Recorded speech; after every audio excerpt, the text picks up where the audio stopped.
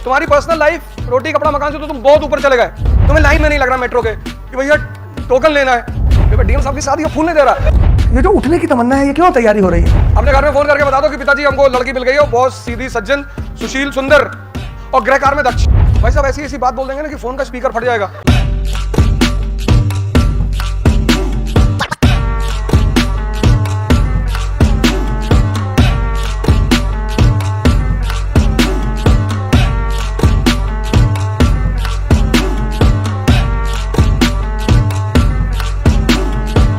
One billion 50 crore population, private sector के हॉस्पिटलों में डॉक्टर नहीं सुनते। पब्लिक सेक्टर तो छोड़ दो, प्राइवेट सेक्टर। पहले क्या होता था कि लोग सोचते थे कि प्राइवेट हॉस्पिटल में तो बेड मिलेगा। आज तो private 1 billion 50 crore. Now only those people will survive in this country those who will be in power. तो मिडिल क्लास के लिए दरवाजा यही तो है, अन्नामलाई। तमिलनाडु में Annamalai, he qualified IPS, he worked as a IPS for 10 years in Karnataka cadre and now he is a politician of Tamil Nadu at the age of 38. IS is the best door for Madras to change their social status without any mess. तुम्हारी social identity पैदा हो जाती है ना। आधी से ज्यादा तो कोचिंग वाले पैदा कर देते हैं। हमने पढ़ाया, हम भैया हमने आपको कुछ करना ही नहीं होता। एक बार आपकी रैंक आ गई अंडर 10, कोचिंग वाले आ गए। दिल्ली में तो यही करते हैं सारे लोग। ये जो ज्यादातर आईएएस लड़कों का दिमाग खराब होता है कोचिंग वाले करते हैं। अरे भैया आप बोल दीजिए कि अब एक बार हमारे ऊपर थूक दिए थे।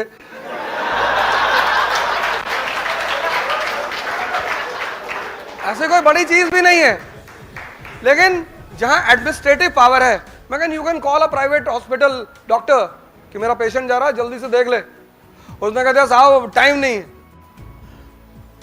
4 दिन बाद उसका लड़का पकड़ा गया कि 4 पैकेट गांजा लेके जा रहा था। और तुम्हारे रिश्तेदार के बेटे का, तुम्हारा तो कोई दिक्कत ही खत्म। तुम्हारी पर्सनल लाइफ रोटी कपड़ा मकान से तो तुम बहुत ऊपर चले गए। तुम्हारे लिए तो तुमने किसी ब्यूटी पार्लर वाले को फोन कर दिया कि पांडे साहब मैडम जा रही, 6 घंटे बिठा के रखना, एक इमरजेंसी मीटिंग है। जी जी सर जी। तुम्हें कुछ करना ही नहीं। तुम जिस शहर में जाओगे उस स्कूल का प्रिंसिपल खुद ही आएगा तुम्हारे पास कि साहब कितने बच्चे हैं? है तो 5, तू 2 का कर ले। जी साहब आपका, मेरा भी कर ले। तो ये जो कॉमन लाइफ की नेसेसिटीज है ना, इनसे तुम बहुत ऊपर चले आओ। तुम्हें लाइन में नहीं लग रहा मेट्रो के कि भैया टोकन लेना है, वो तुम्हारा पीएसओ होगा। मेट्रो में तुम्हें जाना ही नहीं। तुम्हारी स्कॉटिंग होगी। तुम्हारी शादी में किसी को तुम्हें फोन नहीं करना है, कैटरर को, फूल वाले को, किसी का बाग उखाड़ लेंगे। डीएम साहब की शादी का फूल नहीं दे रहा। तो ये चीज है इंडिया में। अब अगर तुम यहां से यूरोप चले जाते हो तो कोई दिक्कत नहीं, स्वीडन में सेटल हो जाते हो, जर्मनी में सेटल हो जाते हो, ऑस्ट्रिया में सेटल हो जाते हो। तो जर्मनी तो यार वहां पे अगर तुम्हारे घर में एसी नहीं है तो तुम्हें जेल में डाल देंगे, क्योंकि सारी जेलें सेंट्रलाइज्ड एसी हैं। इंडिया में आईएएस की सबसे ज्यादा तैयारी तो शादी की वजह से हो रही है,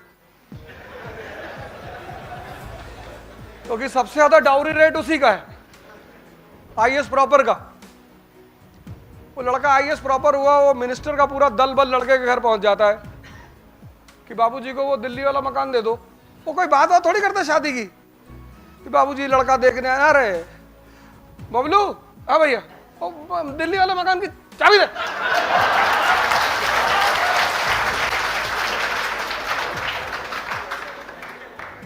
अच्छा बाबूजी खेत भी देखने जाते होंगे। हाँ वो फॉर्च्यूनर छोड़ देना, नई वाली, वो जो बिना एक्सीलेटर दबाए चलती, हाँ वही वाली। और 4 करोड़ अभी रख दो, कैश है सब, 2000 की नोट है बाबूजी, आराम से गिनिएगा। और शादी की डेट हमने सोच ली है, बता देंगे आपको। वो सब बात मिनिस्टर से बात करने थोड़ी आते। और ज़्यादातर लोग भी सोचते हैं कि यार मिनिस्टर के घर में शादी हो जाएगी तो लड़के की नौकरी सेफ रहेगी जीवन भर। अगर मान लो गलती से तमिलनाडु कैडर मिल गया तो बिहार डेपुटेशन पे बुला लेंगे। हिंदुस्तान में शादी दो इंडिविजुअल के बीच में थोड़ी होती है, दो परिवारों के बीच में होती है।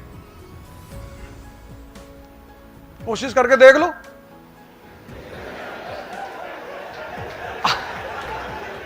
अपने घर में फोन करके बता दो कि पिताजी हमको लड़की मिल गई है, बहुत सीधी, सज्जन, सुशील, सुंदर और गृहकार में दक्ष, एफिशिएंट। तो पिताजी पहली बात यही पूछेंगे कि पापा क्या करते हैं लड़की के? तुमने कहा जी वो रिक्शा चलाते। भाई साहब ऐसी ऐसी बात बोल देंगे ना कि फोन का स्पीकर फट जाएगा कि तुमको पढ़ाना ही बेकार हो गया। और तुमने कह दिया कि साहब वो लड़की पापा वो हफ्ते में एक ही दिन घर आती है लौट के, बाकी शराब बहुत पीती है, लेकिन पापा सेंट्रल मिनिस्टर है। बोले बेटा ये तो संगत का असर है ना, हमारे घर में आएगी तो साधु संगत में रहेगी तो सोडा वाटर पिएगी नींबू डाल के। और तुम इतने बड़े हो गए, तुम्हें पूछने की क्या जरूरत है? कर ही लिए होते। In India marriage is not between two individuals, it is between two families. यहां सबको बाहुबली बनना है। इंडियन एडमिनिस्ट्रेटिव सर्विस अभी एग्जाम नहीं होता था। फेवरिज्म, कोर्ट ऑफ डायरेक्टर्स उनकी मोनोपोली थी। हाँ बिल्कुल आ रहा है, इसी बात की तो लड़ाई थी, इसी बात की तो लड़ाई थी।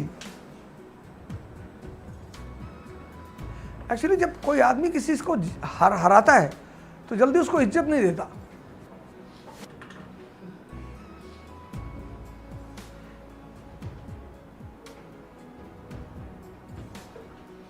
अगर अभी प्रधानमंत्री से आप मिलने जाएं, डीएम से मिलने जाएं और सीएम से मिलने जाएं और वो आपको बगल बिठा ले अपने और कंधे पे हाथ रख दे आपके कि अरे नहीं नहीं पाटिल साहब चाय पीजिए, तो ये जो समाज में उठने की आकांक्षा ये खत्म हो जाए।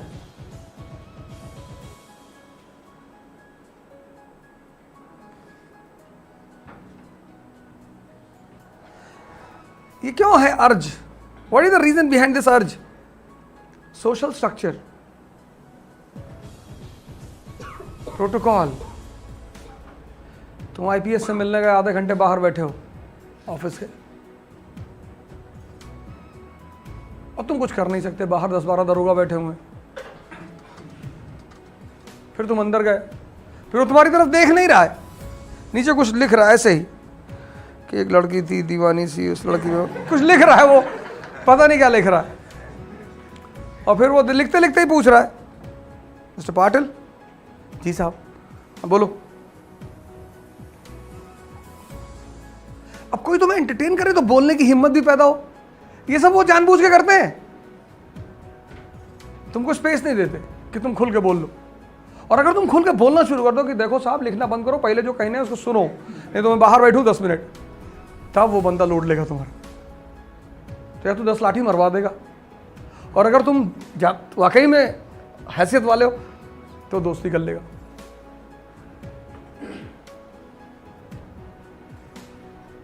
ये जो उठने की तमन्ना है, ये क्यों तैयारी हो रही है? कहीं ना कहीं समाज से परेशान लोग हैं सब। डॉक्टर नहीं सुन रहा है, हॉस्पिटल जा रहे हो, सुन ही नहीं रहा कि साहब यहाँ पेन होता है, बाल भी झड़ते हैं तुम्हारे। अरे बाल बाद में भूल लेना, पहले यहाँ जो दर्द हो रहा वो बता रहा हूँ, सुन ही नहीं रहा। सीने पे इधर उधर हाथ हाथ रखा, ठीक है ये दवा ले लो, बच गए तो फिर आना। तो एंटरटेन ही नहीं करता।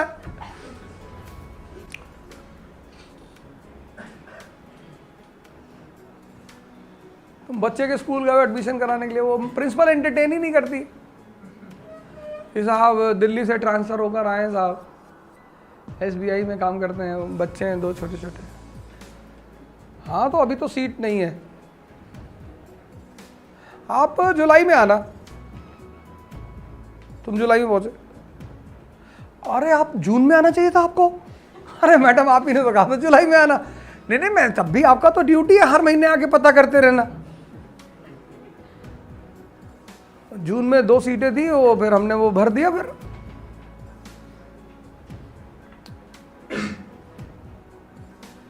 तुम बाहर देखो, चेहरों पे लोगों की हताशा देखो, कहीं कोई सुनने वाला ही नहीं है।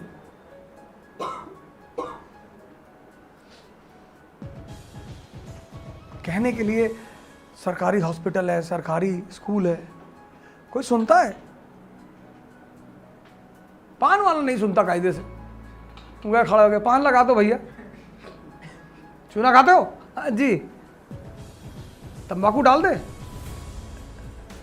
अबे जहर डाल दे उसमें, तंबाकू तंबाकू बार बार पूछ रहा है।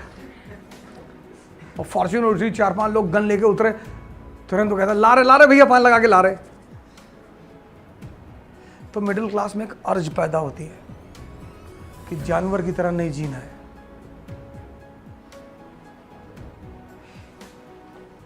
इस क्लास में किसी के फादर मेंबर ऑफ पार्लियामेंट है? नहीं थे रे दादा। चलो एक आदमी, बाकी सब बेचारे।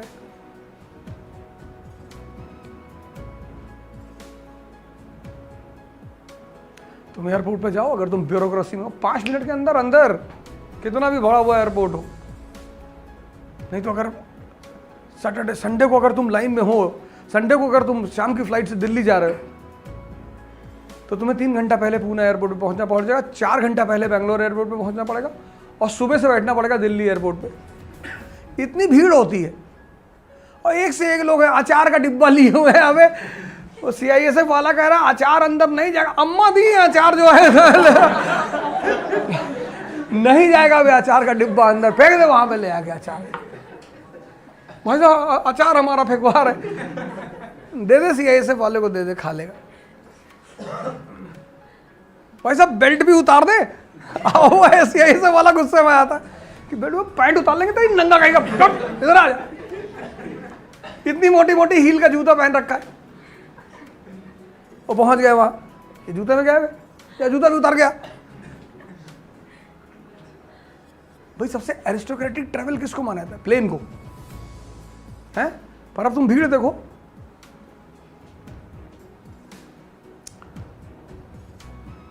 रेलवे से ज्यादा भीड़ है प्लेन में।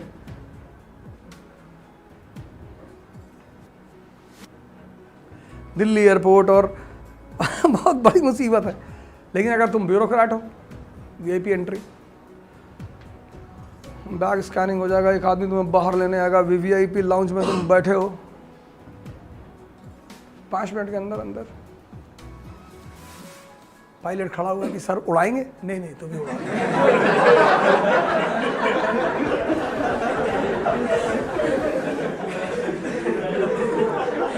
अरे पूछ ही लेगा यार, तुम महाराष्ट्र के IG को पूछ लेगा तुमसे, उड़ाओ, तुम्हें उड़ाओ।